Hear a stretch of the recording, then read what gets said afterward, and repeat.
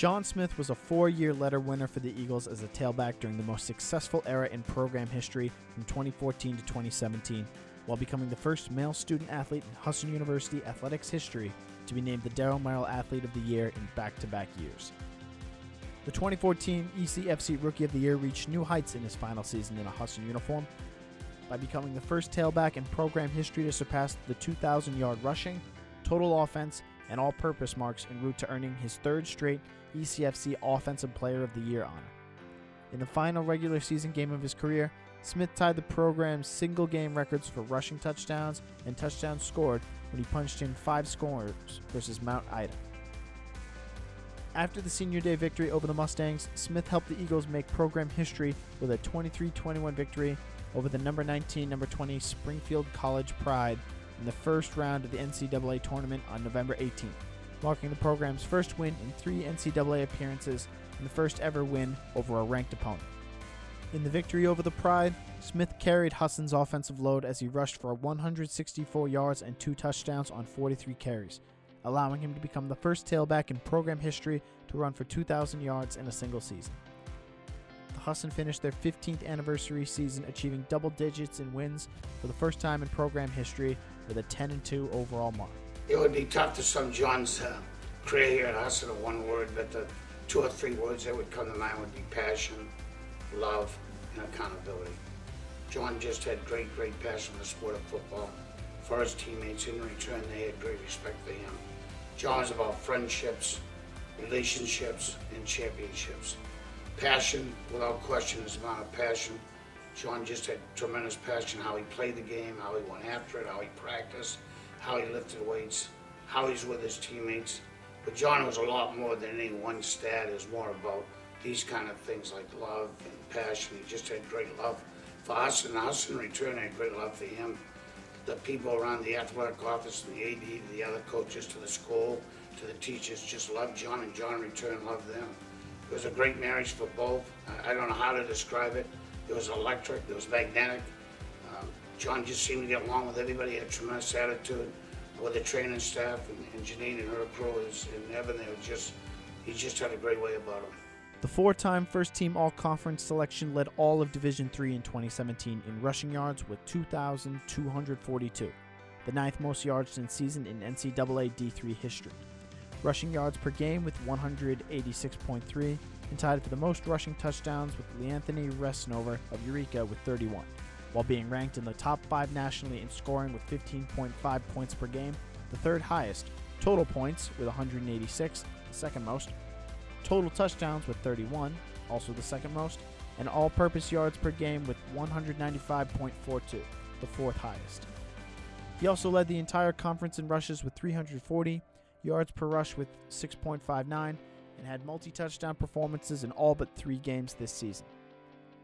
Following his impressive senior campaign, Smith became the first player in program history to earn New England College Division Player of the Year from the New England Football Writers, in addition to being selected to the NEFW Division II, Division III All-New England team, as the only player on the 2017 All-NEFW squad to be named to the team for 4 straight seasons. He also earned All-American honors with first-team selections from the American Football Coaches Association, the Associated Press, and the American College Football Network, plus a second-team selection from D3Football.com. John had a great way about him that it was a practice, and it was a Monday or Tuesday. As the week went on, he got more serious, and he was always serious at practice. I mean, he ran hard, he'd run the ball. It'd be just a practice, obviously, that's what we're talking about. But he'd run the ball 30 yards, 35 yards, 40 yards. A lot of our players practice hard, and they've just been tremendous, and John was one of them. So if he'd carry the ball, he'd run 30 yards, we'd have to wait for him to come back. I think he grew with the week. Monday was a little bit slower because they're kind of sore and still celebrating or happy with their achievements after the last game, and it just reaches a crescendo the closer you get to a game. But certainly his practice habits were terrific. One of the things in 4 years, I don't think John missed a practice. I'm almost showing you, talk about accountability. John certainly knew how much we counted on him. I mean, that's one of the things. He just gave us hope and that good things are going to happen. And we know that there shall be no end with hope. It's one of the greatest emotions, one of the greatest qualities in life. And every time we needed a big thing in practice, John would step forward. in a game, he'd step forward. I don't know how many, it's on John's DNA to let anybody down. So he could tell by the way the practice is going. We're having a great practice. He was always central to it, but certainly more than importantly, in part of it. And he would be able to take it. If things weren't going well, he'd step it up. If they're going great the way it was, he'd continue that way. But John was great to us as coaches. He certainly knew there's a line, there's players and coaches, and he never crossed it. And not that we didn't listen to John because he had great ideas and a very intelligent player. He'd tell us when he loved to play. He'd give feedback. Boy, that was a good practice. John won acceptance. I don't think he has any idea. He undervalued how much he was loved and respected by all of us, his teammates, his coaches. I'm not sure John's aware of that. So I'd say the relationship was excellent. He'd come in the office. He loved feedback. He did not like controversy. John's not a controversial guy. He wants things to go well, and he'd want to smooth things over and go well. If it got heated at practice, which it didn't often, but once in a while, would John want to make sure things are okay with everybody. He's kind of a peacemaker in that. It's an unbelievable contradiction because he had such power and such passion and played so darn hard, but at the same token, he was a peacemaker.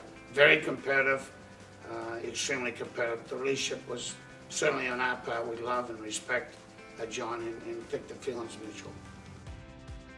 The two-time captain was named ECFC Offensive Player of the Week 10 times, ECAC D3 North Offensive Player of the Week 3 times, Noontime Sports Offensive Player of the Week twice, and to the D3Football.com Team of the Week once. Smith is also the only player in program history to be a recipient of the NEFW Gold Helmet Weekly Award, earning his first following Week 5 of the 2017 season and the final one at the end of the season. The three-time All-ECAC first-team selection is the only player in ECFC history to be named Offensive Player of the Year in back-to-back seasons, and the first Gagliardi Trophy, the nation's top D3 player, semifinalist in Husson University's football program in ECFC history. The most decorated football player ever to wear a HU uniform helped Husson post a 4-year record of 34-9 while capturing 3 outright ECFC titles in 2014, 2016, and 2017, and shared the 4th with Norwich University in 2015. A native of Fayetteville, Georgia, Smith attended Stars Mill High School. I think we were playing down at SUNY Maritime this year. It was a tremendous win for us. I think we were 2-2 at the time, and they were the second best team. We did a podcast after the game just talking about how great our players were on offense and defense, kick game. Quan ran one back that night. And at the end of the podcast, this gentleman asked me about John Smith. And at that point, I paused for about a second and never said one word about John's athletic ability.